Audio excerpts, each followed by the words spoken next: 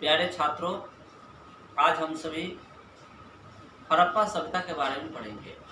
हड़प्पा सभ्यता, जिसे हम सिंधु घाटी सभ्यता के नाम से भी जानते हैं, जो हमारे प्राचीन भारतीय इतिहास के जानने के लिए अत्यंत आवश्यक है और उससे ही हमें पता चलता है कि हमारा प्रारंभिक जीवन कैसा था, किस प्रकार का था।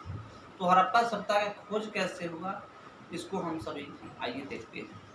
सबसे पहले 1826 ईस्वी में सर्वप्रथम हड़प्पा टीले का उल्लेख चार्ल्स मैसन द्वारा किया गया। ठीक है, चार्ल्स मैसन द्वारा हड़प्पा सभ्यता का उल्लेख सबसे पहले कब किया गया? 1826 ईस्वी में। फिर 1856 ईस्वी में कराची से लाहौर, ये दोनों जगह वर्तमान समय में पाकिस्तान में पड़ते हैं, तब भारत अखंड हुआ करता था, यानी कि भारत का एक पार्ट था, पश्चिमी पाकिस्तान पंजाब का एक पार्ट हुआ करता था। कराची से लाहौर तक रेल लाइन बिछाने के दौरान, रेल लाइन बनाने के लिए जो काम चल रहा था, खुदाई में जॉन ब्रंटन एवं विलियम ब्रंटन द्वारा अंग्रेजों ने कुछ पुरातात्विक अवशेष प्राप्त किए और 1873 में जनरल कनिंघम को कुछ हड़प्पाई वस्तुएं प्राप्त हुई। फिर आगे चल करके 1912 ईस्वी में J.F. फ्लिंट महोदय ने यहाँ प्राप्त पुरावस्तुओं के आधार पर एक लेख लिखा और लेख लिखने के बाद क्या कहा कि कनिंघम एवं फ्लिंट महोदय द्वारा हड़प्पा सभ्यता के महत्व का मूल्यांकन करने में असमर्थ रहे और इस महत्वपूर्ण सभ्यता के महत्व का पता लगाने का श्रेय राय बहादुर दयाराम साहनी को जाता है। किसको जाता है? राय बहादुर दयाराम साहनी को जाता है। दयाराम साहनी ने 1921 ईस्वी में पाकिस्तान के पंजाब प्रांत में रावी नदी के तट पर स्थित हड़प्पा नामक नगर स्थल पर पुरातात्विक उत्खनन कर कई हड़प्पाई मोहरे प्राप्त किया। कब किया था? 1921 ईस्वी में रावी नदी के तट पर हड़प्पा नामक स्थल था, वहीं पर खुदाई किया तो कई मुहर प्राप्त हुआ और मुहर प्राप्त होने के बाद दूसरे ही वर्ष यानी 1922 में फिर राखल दास बनर्जी द्वारा मोहनजोदड़ो की खोज की गई, यानी कि वहां पर उसकी खुदाई की गई। यह स्थान पाकिस्तान के सिंध प्रांत के लड़काना जिले में सिंधु नदी के तट पर स्थित था। इस प्रकार हड़प्पा सभ्यता का उद्भव हुआ और फिर वहां हुए पुरातात्विक उत्खनन में एक के बाद एक नगर प्राप्त होने लगे। एक शहर के बाद फिर दूसरे शहर, इस तरह से क्रमबद्ध तरीके से शहरों की रूपरेखा तैयार होने लगी। टिकट महोदय ने हड़प्पा एवं मोहनजोदड़ो को एक विस्तृत साम्राज्य की जुड़वा राजधानी बताया, क्योंकि ये दोनों जो शहर थे बहुत हद तक मिलते जुलते थे। इसके विकास, इसके रहन सहन, इसके सामाजिक आर्थिक स्थिति का जो अवशेष प्राप्त हुआ, इसके आधार पर हमारे इतिहासकारों ने क्या कहा कि हड़प्पा सभ्यता की यह जुड़वा राजधानी थी।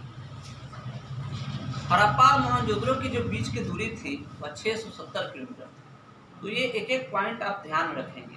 फिर इसके बाद में अब आगे क्या होता है? हड़प्पा सभ्यता का विस्तार। रंगनाथ राव महोदय के अनुसार हड़प्पा सभ्यता का विस्तार पूरब से पश्चिम की ओर 1600 किलोमीटर था। कितना था? पूरब से पश्चिम की ओर 1600 किलोमीटर और उत्तर से दक्षिण की ओर 1100 किलोमीटर। ये क्वेश्चन भी एग्जाम में कई बार आ चुके हैं। यानी पूरब से पश्चिम जाने पर कितना पड़ता है? 1600 किलोमीटर की दूरी और उत्तर से दक्षिण जाने में 1100 किलोमीटर की दूरी। परंतु उत्तर में सराय खेला आदि स्थलों की प्राप्ति से यह सीमा और बढ़ गई है, यानी 1100 से ज़्यादा हो गई, जिसका क्षेत्रफल कुछ समय पूर्व विद्वानों ने 12,99,600 वर्ग किलोमीटर बताया था। यानी कि हड़प्पा सभ्यता का जो क्षेत्रफल था वह कितना बताया लोग विद्वानों ने? 12,99,600 वर्ग किलोमीटर। यह सभ्यता उत्तर में जम्मू के अखनूर से लेकर दक्षिण में नर्मदा नदी के तट तक, पश्चिम में बलूचिस्तान के मकरान समुद्र तट से लेकर उत्तर पूर्व में मेरठ तक विस्तृत है। इस सभ्यता का क्षेत्रफल मिस्र से 20 गुना। ये भी क्वेश्चन कई बार आ चुका है कि हड़प्पा सभ्यता का जो क्षेत्रफल था वह मिस्र के क्षेत्रफल से कितना गुना था? तो 20 गुना, याद रखना है। तथा मिस्र और मेसोपोटामिया दोनों को अगर मिला दिया जाए, 11th क्लास की हिस्ट्री में आप सभी लोग पढ़े होंगे मेसोपोटामिया की सभ्यता, मिस्र की सभ्यता, मिस्र को नील नदी का देन कहा जाता है, यानी नील नदी के किनारे पर अवस्थित, जो विश्व की सबसे लंबी नदी है। तो दोनों को अगर मिला दिया जाए, मेसोपोटामिया को और मिस्र को, तो दोनों का जो क्षेत्रफल होगा उसका 12 गुना क्षेत्रफल किसका था, किसका है, सिंधु घाटी सभ्यता यानी हड़प्पा सभ्यता। ठीक है, दोनों का सम्मिलित रूप से 12 गुना अधिक है। तो हमें याद रखना है इन सभी बातों को। अब हड़प्पा सभ्यता के काल निर्धारण, हड़प्पा सभ्यता के काल के बारे में बहुत सारे विद्वानों में अपना अपना विचार दिया, सब लोगों ने अलग अलग अपना सिस्टम बताया। सर जॉन मार्शल ने कहा कि 3250 से लेकर 2750 ईसा पूर्व। ईसा पूर्व क्या है, तो ईसा मसीह के जन्म के पहले के समय को हम ईसा पूर्व कहते हैं, और ईसा मसीह के जन्म के बाद के समय को हम क्या कहते हैं, ईस्वी कहते हैं। तो जैसे ही 3250 का मतलब क्या हो कि 3250 पहले, और अभी क्या चल रहा है 2021 या 2000 वर्ष इधर जोड़ लेंगे, कितना हो जाएगा, 5200 वर्ष से अधिक का समय हो जाएगा। अर्नेस्ट मैके ने कहा कि 2800 से लेकर के 2500 ईसा पूर्व। माधव स्वरूप वत्स ने कहा कि 2700 से लेकर 2500 ईसा पूर्व। राधा मुकुंद मुखर्जी ने कहा कि 3200 से लेकर 2750 ईसा पूर्व। R.E.S. मिलर ने कहा कि 2500 से लेकर 1750 ईसा पूर्व। Doctor V.S. स्मिथ ने कहा कि 2500 से लेकर 1500 ईसा पूर्व।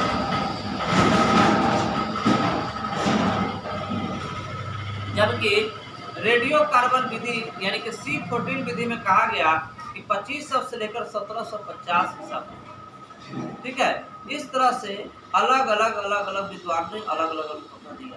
इसमें से कार्बन 14 विधि डॉक्टर व्हीलर द्वारा निर्धारित हड़प्पा सभ्यता की तिथि 2500 से 1750, यही अधिकांश लोगों द्वारा मान्यता प्राप्त है। यानी कि कुल मिलाकर देखा जाए तो हड़प्पा सभ्यता का जो काल था वह कितना था, 2500 ईसा पूर्व से लेकर 1750 से पूर्व।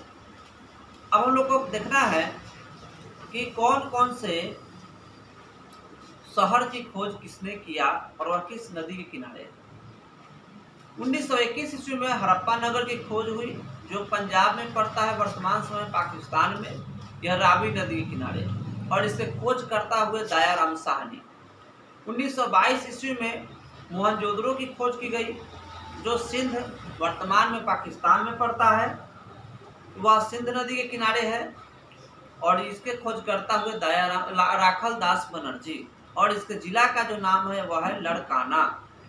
1927 ईस्वी में सुतका गेंडोर नगर की स्थापना खोज हुई और यह पड़ता है बलूचिस्तान। वह दासक नदी के किनारे है, इसका जिला मकरान पड़ता है। इसके खोजकर्ता आर्डन एस्टीन थे। 1931 ईस्वी में चाहुंद्रो की खोज हुई, जो वर्तमान में सिंध यानी पाकिस्तान में पड़ता है।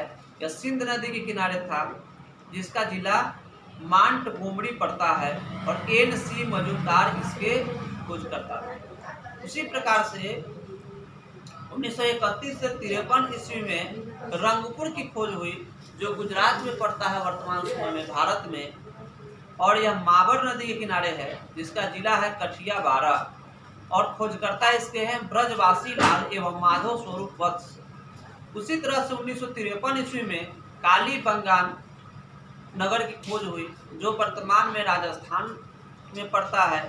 यह सरस्वती नदी के किनारे है, जिसका जिला है गंगानगर, और ब्रजवासी लाल इसके खोज करता हुआ। 1953 ईस्वी में रोपर की खोज हुई, जो पंजाब में पड़ता है वर्तमान में भारत में। यह सतलज नदी के किनारे है, जिसका जिला का नाम रोपर है, और यजदत्त शर्मा इसके खोज करता हुए। 1955 ईस्वी में कोट दिजी नगर की खोज हुई, जो सिंध यानी वर्तमान में पाकिस्तान में पड़ता है। यह सिंध नदी के किनारे है, इसका जिला का पूरा प्रमाण नहीं मिलता है। फजल अहमद इसके खोज करता है। 1957 में लोथल की खोज हुई, यह वर्तमान में गुजरात में पड़ता है। भोगवा नदी के किनारे यह अवस्थित है और वर्तमान में अहमदाबाद जिला के अंतर्गत आता है, जिसके खोजकर्ता S.R. राव इसके हुए। फिर उसी प्रकार से 1958 ईस्वी में आलमगीरपुर की खोज हुई, जो उत्तर प्रदेश में पड़ता है।